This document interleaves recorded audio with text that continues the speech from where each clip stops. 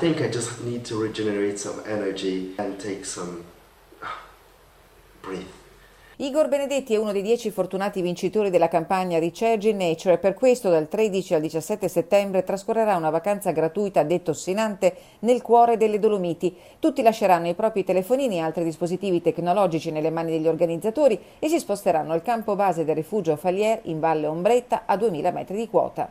Abbiamo avuto un ottimo riscontro che ci conferma che il lavoro che abbiamo fatto è valido, che c'è una domanda, che ci sono moltissime persone interessate a vivere un'esperienza del genere, ma soprattutto che questo territorio e i giovani che volevano andare via, perché è un territorio che soffre di spopolamento, possono vivere creando nuove offerte per un turista nuovo. Durante 5 giorni le giornate trascorreranno all'insegna di lavori manuali, tanta attività all'aria aperta, meditazione. Capofila del progetto è il comune di Roccapietore che ha riunito nell'iniziativa Alleghe, Colle, Santa Lucia, Livinallongo, Taibon, Cencenighe e San Tommaso. Il nostro grande potenziale è una natura che offre tante possibilità di attività all'aperto, una natura che quindi si può vivere dandole del tempo. Questa iniziativa regala una cosa che da un certo punto di vista è semplice e anche forse scontata rispetto a quella che è la nostra natura di esseri umani